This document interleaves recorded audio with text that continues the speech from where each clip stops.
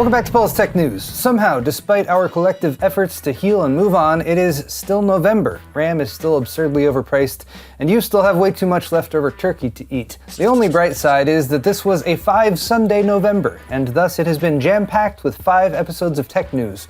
But lest you overindulge for the second time this week, I've done us all the favor of keeping this installment a bit briefer than usual. This will also give me time to continue updating my epic tech deals spreadsheet, which I'll link down in the description, containing my curated list of the best PC hardware deals for Black Friday and Cyber Monday weekend. Lord knows we could use some savings anywhere possible now that RAM kits cost a kidney, a leg, and at least a year of indentured servitude. It's going to be a long winter, but at least we have the tech news.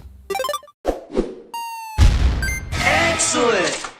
Today's video is brought to you by Thermaltake's View 600TG full tower chassis, featuring 4 tempered glass panels that provide an unobstructed view of your PC and support for massive 420mm radiators for AIO or custom cooling. Available in 5 distinct and unique colorways, including Future Dusk, the View 600TG also supports hidden connector and eATX motherboards and includes an anti-sag GPU bracket and rotatable PCIe slots, as well as easily removable ventilation panels and plenty of room for cable management and added storage. There's an optional 6-inch LCD add-on too. For more on the View 600TG from Thermaltake, click the sponsor link in the video description. It's been a long year for Intel, but it's looking like they'll end on a high note if a rumor posted Friday by analyst Ming-Chi Kuo is true. And that rumor is that Apple will be signing on as a customer for their 18A process, or more specifically the 18A-P derivative that they announced at Direct Connect back in April. It's known to support Foveros Direct 3D hybrid bonding, which uses TSVs to stack multiple chiplets, TSVs being through silicon vias, which you might remember as the same solution AMD and TSMC use for adding extra cache to their X3D CPUs. Kuo's post says that Apple has signed an NDA with Intel and that they're optimistic about the performance of early design kit samples, particularly when it comes to efficiency, with the plan being to use 18A-P to fabricate M-series SoCs for lower-end MacBooks and iPads, an estimated 15 to 20 million units that would hit the retail market sometime in 2027. As Kuo also points out, the significance of winning Apple's advanced node orders far exceeds the direct revenue and profit contribution from this business, because a vote of confidence from Apple with respect to Intel's latest node means other customers will almost surely follow. And while Intel has been on the rebound from harsh summer and fall news, including mass layoffs and supposed fat trimming at the behest of CEO Lip-Bu Tan, much of that recovery was fueled by external investments from the likes of Nvidia and the US government, which would only delay further turmoil if prominent fab customers were not found. The rumor does seem to have some substance to it though, at least in the stock market's opinion, as Intel was up more than 10% on Friday. There was also some potential good news for Intel's next-gen CPUs this week, which hardware enthusiasts might find more compelling than an Apple fab deal. There's more leaks about bLLC, or Big Last Level Cache, the apparent name Intel is using for Nova Lake CPUs that have significantly more cache, which AMD X3D CPUs have been touting for several generations now, which is why X3D CPUs almost always provide better gaming performance. We first discussed bLLC back in June, but updates from leakers Jkin and Copite7Kimi seem to have added more to the story.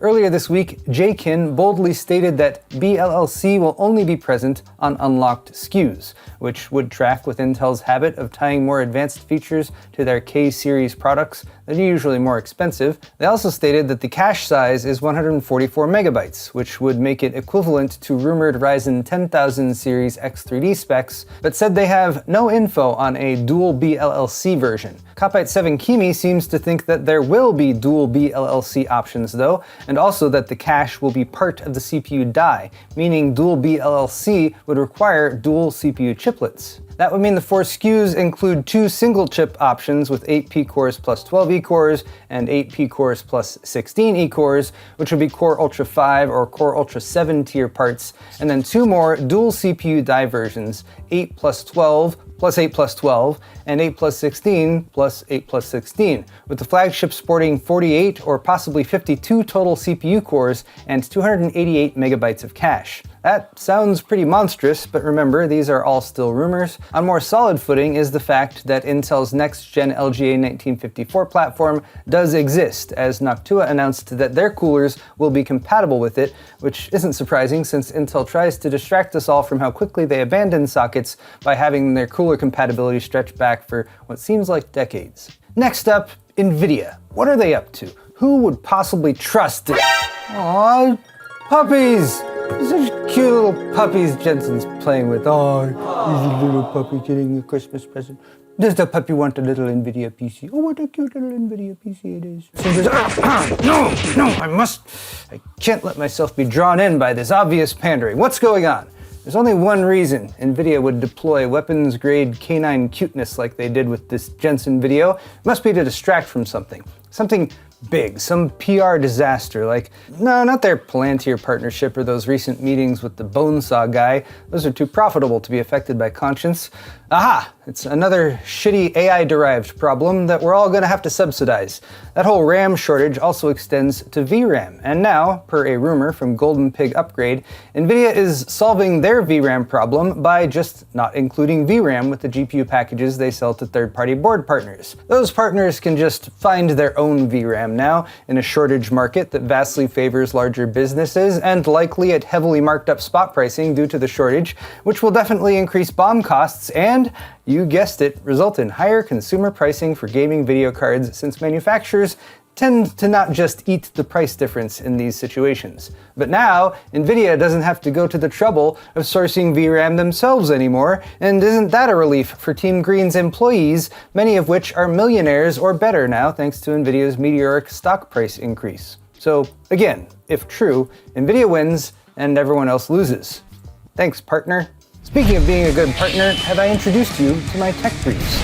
Cherry was once a name synonymous with mechanical keyboards, as they produced the lion's share of the switches used in keybs from many a manufacturer, but since their Cherry MX patent expired back in 2014, things have apparently gone downhill.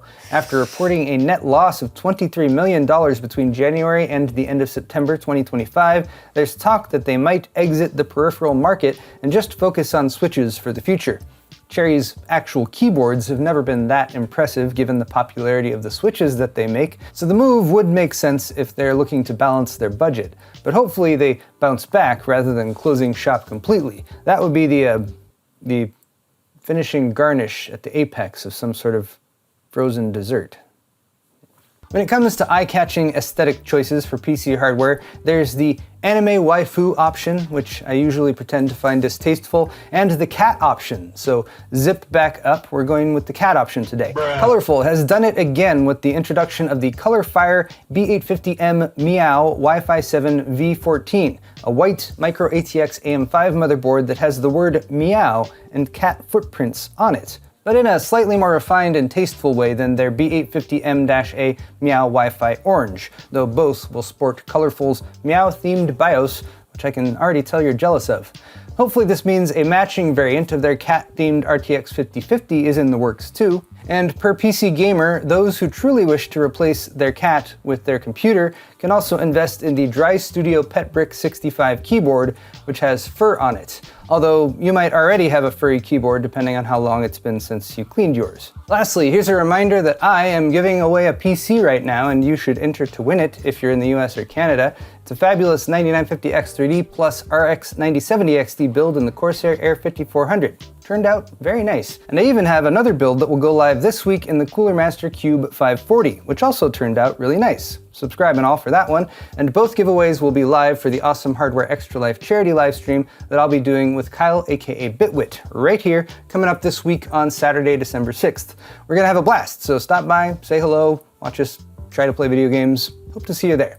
But there you have it, guys, tech news for the week, and if you liked it, click that like button, leave me a comment down below. While you're down there, all the articles I talked about today are linked in the video description if you're interested, and you can check out my store at paulshardware.net for high-quality merchandise, t-shirts, hoodies, beer sets, and more. Subscribing to my channel is always a good call too. Thanks again, everyone, and we'll see you next week.